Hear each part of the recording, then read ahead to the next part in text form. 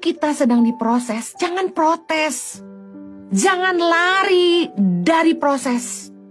Mari belajar bersyukur dan kita harus mengerti bahwa semakin kita mengeluh, semakin lama prosesnya.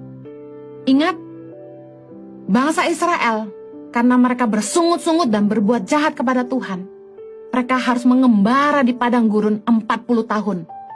Padahal, dari Goshen ke Yeriko, dari Mesir ke Tanah Perjanjian, itu secara geografis bisa ditempuh dengan berjalan kaki 40 hari. Tapi karena mereka bersungut-sungut, mereka menyembah berhala dan menyakiti hati Tuhan berulang-ulang. Mereka melawan Musa. Mereka mengembara di padang gurun 40 tahun. Bahkan banyak dari mereka yang akhirnya tidak masuk ke Tanah Perjanjian. Waktu kita diproses, jangan protes-protes. Jangan bersungut-sungut. Malah harusnya kita gini. Di tengah prosesnya Tuhan, kita doa dan tanya Tuhan.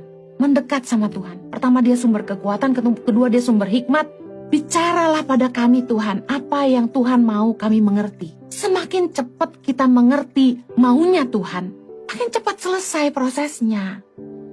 Ketika proses itu datang dalam hidup kita, sebenarnya Tuhan itu kan sedang memberi kita ganjaran untuk kebaikan. Ada maksud Tuhan di balik semua proses yang kita hadapi. Mari kejar Tuhan untuk tahu apa yang Tuhan mau. Berusahalah mengerti apa yang Tuhan mau kita mengerti. Dan segeralah berbalik kepadanya. Kembali kepada jalan-jalannya. Saya percaya semakin kita ngerti maunya Tuhan, semakin cepat proses kita selesai. Bilangan 32 ayat 13. Sebab itu bangkitlah murka Tuhan kepada orang Israel, sehingga ia membuat mereka mengembara di padang gurun 40 tahun lamanya sampai habis mati segenap angkatan yang telah berbuat jahat di mata Tuhan. Daripada kita protes-protes di tengah proses nggak kelar-kelar. Karena gini, waktu kita masih protes berarti kita masih belum ngerti kenapa Tuhan izinkan kita diproses. Semakin kita cepat mengerti, oh Tuhan mau saya belajar rendah hati. Oh Tuhan mau saya belajar nggak mengandalkan manusia. Ya udah ngucap syukur. Berbalik sama Tuhan. Ingat betapa Tuhan itu sangat lembut hatinya ketika kita berbalik dan sungguh-sungguh bertobat. Tuhan tuh cepet banget memulihkan kita. Mari rendahkan hati dan belajar ngerti apa yang Tuhan mau untuk hidup kita. Selalu percaya bahwa Tuhan menghajar orang yang dikasihinya supaya kita kembali ke jalannya, supaya kita beroleh bagian dalam kekudusannya. Dia menghajar kita untuk kebaikan kita. Punya iman untuk itu bahwa Tuhan itu baik. Apapun yang terjadi dalam hidup saya yang Tuhan izinkan terjadi, itu untuk kebaikan saya. Amin. Roma 8 ayat 28. Bahwa Allah turut bekerja dalam segala sesuatu untuk mendatangkan kebaikan bagi orang-orang yang mengasihi Dia dan bagi orang yang terpanggil sesuai rencananya. Yakini itu bahwa apapun yang Tuhan izinkan terjadi dalam hidupmu hanya untuk mendatangkan kebaikan. Jangan berontak sama Tuhan, jangan protes sama Tuhan.